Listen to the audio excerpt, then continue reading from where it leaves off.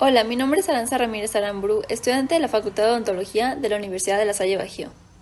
Hoy en la materia de periodontología hablaremos de las suturas, su clasificación y generalidades.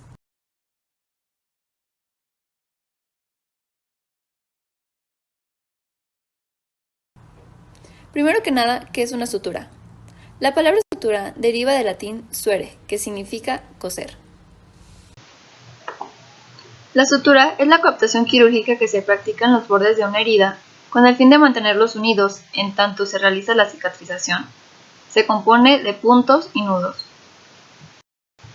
Un punto es el proceso de insertar la aguja y el hilo por cada uno de los bordes del tejido para poder aproximarlos, y un nudo es un entrelazamiento de los extremos, que funciona apretando dichos extremos, asegurando que no se suelte el punto dado por medio de varias lazadas, realizando un doble nudo instrumentado o nudo de cirujano.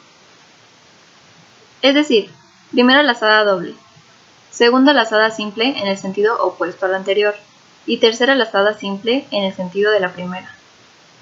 Esta lazada funciona para dar la potencia y fricción necesaria para vencer la resistencia que ofrece un tejido.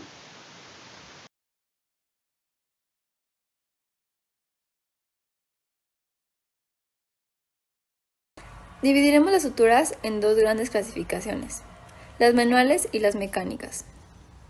Dentro de las suturas manuales tenemos las suturas cutáneas adhesivas, los adhesivos tisulares derivados del cianoacrilato y las suturas convencionales. Por otro lado, tenemos las suturas mecánicas, como las engrapadoras, los clips y otros dispositivos.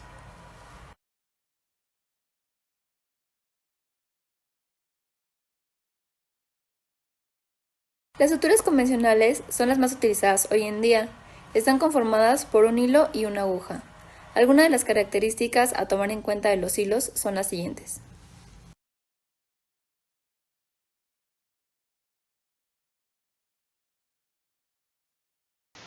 Número 1. El calibre. El calibre es el diámetro de la sección transversal del hilo y se utiliza en la numeración de la farmacopea americana. El número de ceros. Cuanto mayor es el número de ceros, más pequeño es el diámetro. Y menor la fuerza de tensión, como se ejemplifica en la imagen. 2. Tensión y resistencia. Es la fuerza en peso que el hilo puede soportar antes de romperse al ser anudado. Número 3. La fuerza tensil. Es el tiempo que la sutura mantiene la resistencia a la tensión, siendo la vida útil de la sutura. Se expresa en días o porcentaje de fuerza. Número 4. Absorción. Es la propiedad que define si el hilo será absorbido o no por el organismo y en cuánto tiempo lo llevará. Número 5. Capilaridad. Es la propiedad que permite el paso de los líquidos a lo largo de la línea de sutura. Un exceso de capilaridad entraña riesgo de infección, ya que la posibilidad de retención bacteriana en los intersticios de la hebra es mayor. Por eso debemos tener cuidado en los hilos multifilamento, en heridas con procesos infecciosos o en riesgo de contaminación. Número 7. Elasticidad. Es la capacidad de deformarse y volver a su posición original. Esto favorece el acercamiento de los bordes de la herida, pero en exceso puede propiciar la retracción de la misma. Número 8. Coeficiente de fricción. Es el roce que produce el hilo al atravesar el tejido que depende de la superficie, por lo que monofilamentos y recubrimientos se deslizan fácilmente, pero esto obliga a realizar nudos con mayor número de lazadas, ya que puede desanudarse con facilidad. Dentro de los tipos de hilos existe una gran variedad que se clasifica según sus propiedades físicas, químicas o biológicas, y cada una de ellas se utiliza en un determinado tejido, según las propiedades de cada hilo, ya que son las óptimas para lograr una adecuada cicatrización de primera intención, mediante el correcto afrontamiento de tejidos seccionados previamente. En general, la clasificación de los hilos de sutura se hace mediante los siguientes puntos. Los tipos de hilos de sutura se pueden clasificar según el material del componente, que puede ser de origen natural o sintético, según el tiempo de permanencia en el tejido, que puede ser reabsorbibles o no reabsorbibles, y según el tipo de hebra, de monofilamento o multifilamento. La sutura de origen animal se divide en suturas de origen animal, por ejemplo el catgut, que es de colágeno de la mucosa intestinal ovina o bovina, y la seda compuesta de fibras proteicas procedentes de la secreción de los gusanos de seda. Las suturas de origen vegetal, como el lino, formada por fibras del tallo del lino, el algodón formado por las fibras de la celulosa natural y poco utilizado en la actualidad. Y las suturas de origen mineral, como el acero inoxidable y el titanio, que se utilizan en tejidos donde se necesita mayor resistencia a la tensión. Todas estas suturas son no reabsorbibles, a excepción del catgut, que se reabsorbe mediante proteólisis. Por otro lado, están las suturas de origen sintético que se subdividen en reabsorbibles y no reabsorbibles. Las reabsorbibles, como por ejemplo la poliglatina 910, el ácido poliglicólico, la poliglicaprona y polidioxanona. Y las no reabsorbibles, como por ejemplo la poliamida o nylon, el poliéster y el polipropileno. Según el tiempo de permanencia en el tejido, las suturas se dividen en reabsorbibles y no reabsorbibles. Las reabsorbibles son aquellas que desaparecen gradualmente en el organismo por degradación de la cadena de polímero por hidrólisis o por medio de proteólisis por los líquidos tisulares, de ahí que no requieran ser retiradas. Cada una tiene un tiempo de vida determinado, pero van perdiendo fuerza de tensión al cabo de 60 días. Generalmente, este tipo de suturas se utilizan en heridas profundas, como por ejemplo en mucosas, tejidos celular subcutáneo, suturas cutáneas que no serán retiradas, ligaduras de vasos, etc.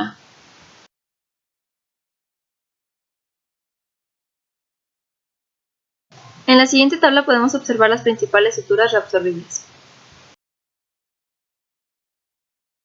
Las suturas no reabsorbibles son aquellas que el organismo no puede desaparecer gracias a su estructura química, por lo que se quedarían ahí para siempre.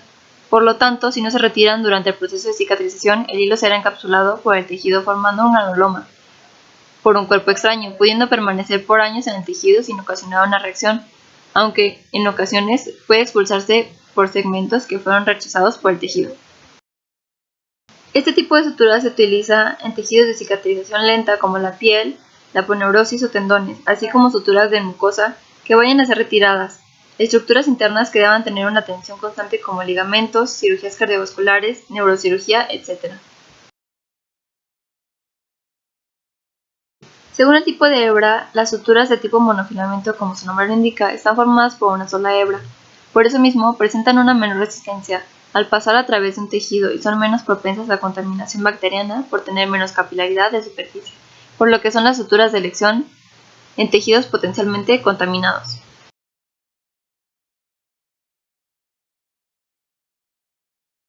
Las suturas de tipo multifilamento están formadas por múltiples filamentos sometidos a un grado de torsión trenzado y recubrimiento, lo que les confiere una mayor fuerza de tensión y flexibilidad, así como un recubrimiento que disminuye la fuerza de fricción.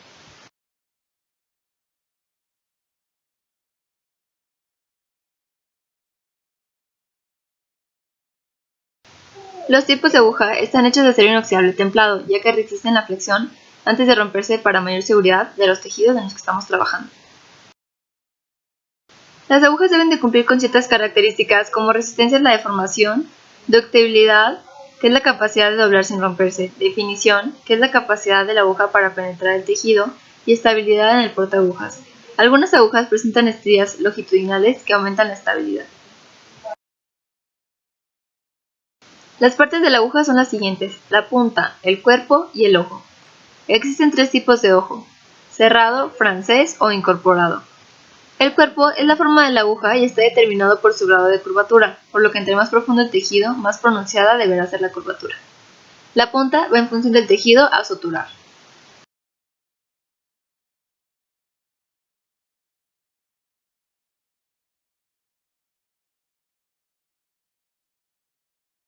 Existe la aguja triangular convencional, la aguja triangular de corte inverso, la aguja espatulada, la aguja cilíndrica, la aguja tapercut y la aguja de punta roma. Las suturas pueden venir ensambladas con el hilo. Este tipo de sutura se llama atraumática, que son la gran mayoría. Se llaman así debido a que el diámetro del hilo es igual al de la aguja, por lo que causará menos traumatismo tisular al atravesarlo en cada punto. Y cuando tenemos el hilo y la aguja por separado, se llama sutura traumática, por diferencia del tamaño del ojo de la aguja y el hilo.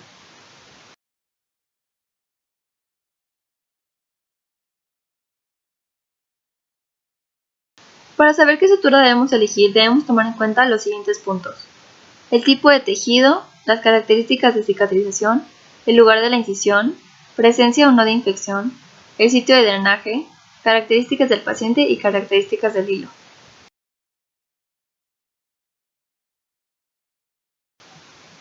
El sobre en el que vienen las suturas está compuesto de dos partes. El sobre interior es estéril por dentro y por fuera, por lo que el exterior funciona como cubierta protectora con el medio ambiente para garantizar la estabilidad.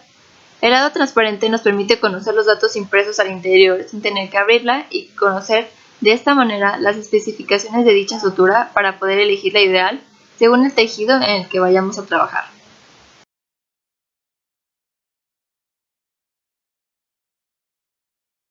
Estos son los datos de las suturas. Al final del video te dejo algunos ejemplos para que practiques.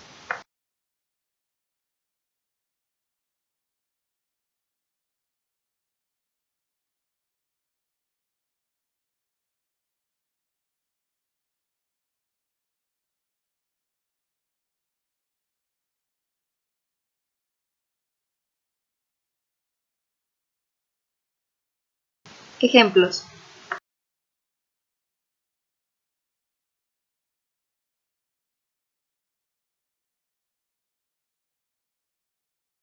Espero que este video te haya sido útil. Déjame en los comentarios tus dudas, regálame un like y nos vemos en el próximo video.